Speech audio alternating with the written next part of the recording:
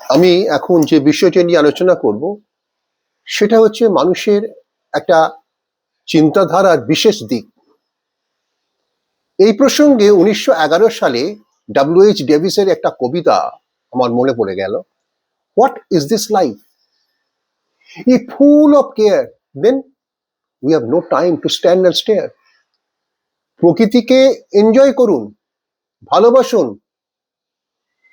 এবং beautiful scenery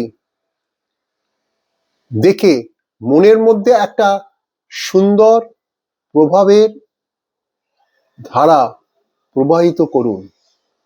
তাহলে দেখবেন মন ভালো থাকবে, শরীর ভালো থাকবে। কারণ আমাদের ব্রেনে যে সমস্ত ভাগ আছে, সেরিব্রাম, সেরিবেলাম, স্পাইনাল কর্ড ইত্যাদি, এই সমস্ত বিষয়গুলি যদি আমরা ঠিকভাবে জাগিয়ে রাখতে পারি তাহলে সুন্দর জিনিসকে আমরা উপভোগ করতে পারবো। এছাড়াও প্যারাইটাল, অক্সিপিটাল, টেম্পোরাল যে সমস্ত লোবস আছে সেগুলি ধারাকে ঠিক পথে পরিচালিত করতে হলে আমাদের মনকে ভারাক্রান্ত করলে চলবে না। কারণ মন যদি ঠিক না থাকে তাহলে আমাদের মনের মধ্যে কে আশ্রয় নেবে? আমরা নেগেটিভ চিন্তাধারা। এই নেগেটিভ চিন্তাধারা যত আসবে তত আমরা মানুষকে ঠিকভাবে উপলব্ধি করতে পারবো না, প্রকৃতিকে ঠিকভাবে আমরা দেখতে পাবো না।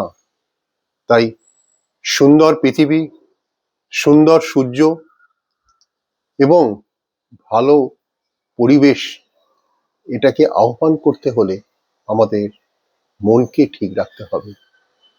লাইফে অনেক অনেক কিছু আসবে, জীবনে অনেক কিছু আসবে, স্ট্রাগলস, স্ট্রাইভিংস, ডিফিকাল্টিস, ডিসঅ্যাপয়েন্টমেন্ট সবই আসবে। কিন্তু সেগুলিকে তাড়িয়ে যদি আমরা একটা ঠিক পথে চলতে পারি তাহলেই আমরা সঠিকভাবে জীবনকে পরিচালিত করতে পারবো। তা না হলে সবই ব্যর্থ, সবই বৃথা, বেঁচে কি লাভ?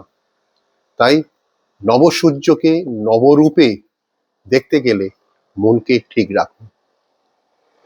নমস্কার।